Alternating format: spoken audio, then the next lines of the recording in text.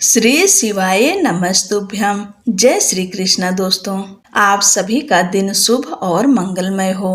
भोलेनाथ अपनी कृपा आप सभी के ऊपर सदैव बनाए रखें। आज सावन महीने का 13वां दिन है और 13वें दिन श्रावण महात्म्य के 13वें अध्याय का श्रवण करेंगे। आप सब लोग इसके पहले की कथाएं नहीं सुने हैं तो अवश्य ही सुन लीजिए, तभी आपको पूर्ण रूप से कथा समझ में आएगी। 13वें अध्याय में जानेंगे कि दुर्वा गणपति व्रत का विधान। भगवान भोलेनाथ का ध्यान करते हुए आप सब कथा को सुनिए। सनत कुमार बोले, हे भगवान, किस व्रत के द्वारा अतुलनीय सौभाग्य प्राप्त होता है और मनुष्य पुत्र पौत्र धन ऐश्वर्य तथा सुख प्राप्त करता है। हे महादेव, व्रतों में उत्तम उस व्रत को आप मुझे बताएं।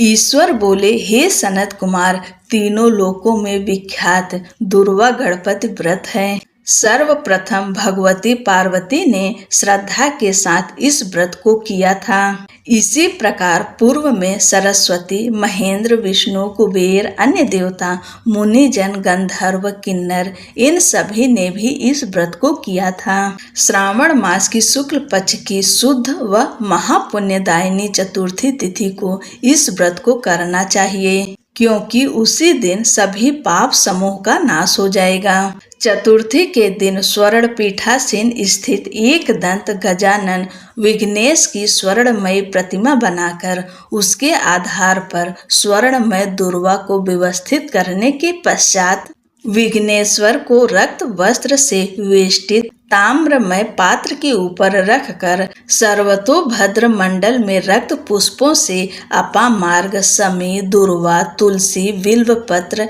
इन 5 पत्रों से अन्य उपलब्ध सुगंधित पुष्पों से, सुगंधित द्रव्यों से, फलों से तथा मोदकों से उनकी पूजा करनी चाहिए।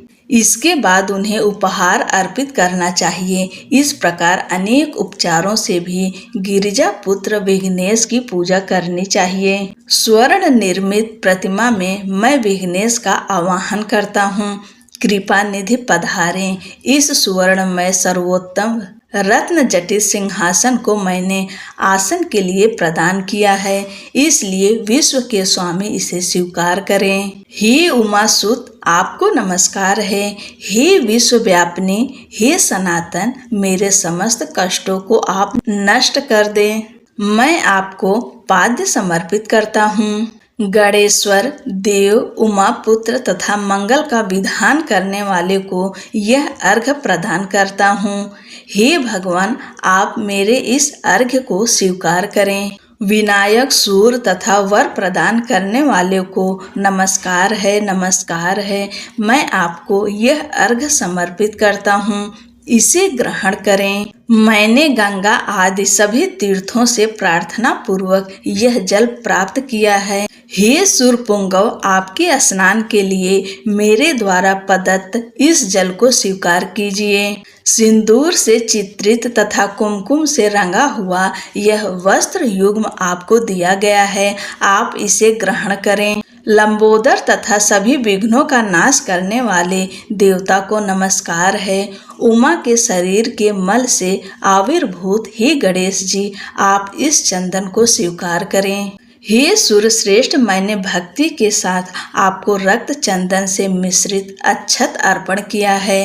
हे सूर्य सत्तम, आप इसे स्वीकार करें। मैं चंपा के पुष्पों, केतकी के पत्रों तथा जपा कुसुम के पुष्पों से गौरी पुत्र की पूजा करता हूँ। आप मेरे ऊपर प्रसन्न हो, सभी लोगों पर अनुग्रह करने तथा दानवों का वध करने के लिए स्कंद गुरु के रूप में अवतार ग्रहण करने वाले आप प्रसन्नता पूर्वक यह धूप लीजिए। परम ज्योति प्रकाशित करने वाले तथा सभी सिद्धियों को देने वाले आप महादेव पुत्र को मैं दीप अर्पण करता हूँ, आपको नमस्कार है। इसके बाद गणा नाम त्वाम इस मंत्र से मोदक, 4 प्रकार के अन्न, पायस तथा लड्डू आदि का नैवेद्य अर्पण करें। मैं आपकी मुख शुद्धि के लिए आदर पूर्वक कपूर, इलायची तथा नागवल्ली के दल से युक्त तांबूल आपको प्रदान करता हूँ। हिरण्यगर्भ के गर्भ में स्थित अग्नि के सुवर्ण बीज को मैं दक्षिणा रूप में आपको प्रदान करता हूँ। अतः आप मुझे शांति प्रदान कीजिए। हे गणेश्वर, हे गणाध्यक्ष, हे गौरी पुत्र, हे गजानन, हे इभानन, आपकी कृपा से मेरा व्रत पूर्ण हो। इस प्रकार अनेक सामर्थ्य के अनुसार विघ्नेश की विधिवत पूजा करके उपस्कर निवेदित सामग्री सहित गणाध्यक्ष को आचार्य के लिए अर्पण कर देना चाहिए। उनसे प्रार्थना करें, हे भगवान, हे ब्राह्मण, दक्षिणा सहित गणराज की मूर्ति को आप ग्रहण कीजिए। आपके वचन से मेरा यह व्रत आज पूर्णता को प्राप्त हो। जो मनुष्य 5 वर्ष तक इस प्रकार व्रत करके उद्यापन करता है वह वांछित मनोरथों को प्राप्त करता है और देहांत के बाद शिवलोक को जाता है। अथवा 3 वर्ष तक जो इस व्रत को करता है वह सभी सिद्धियां प्राप्त करता है। जो व्यक्ति उद्यापन के बिना ही इस उत्तम व्रत को करता है, विधि के अनुसार भी उसका जो कुछ किया हुआ होता है वह सब निष्फल हो जाता है।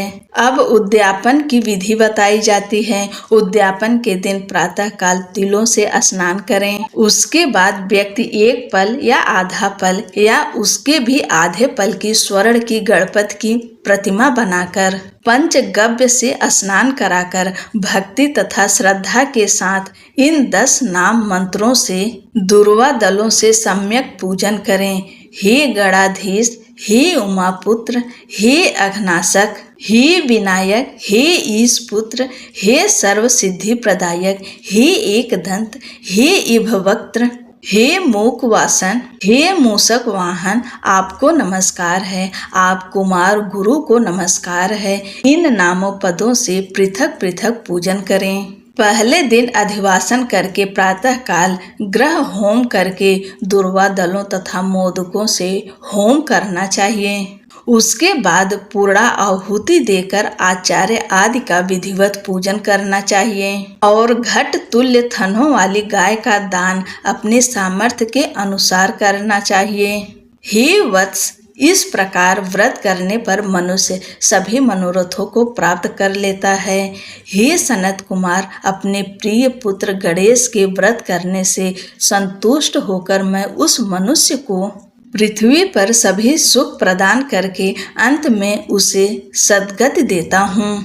जैसे दुर्वा अपनी शाखा प्रशाखाओं से द्वारा वृद्धि को प्राप्त होती है, उसी प्रकार उस मनुष्य की पुत्र पौत्र आदि संतति निरंतर बढ़ती रहती है।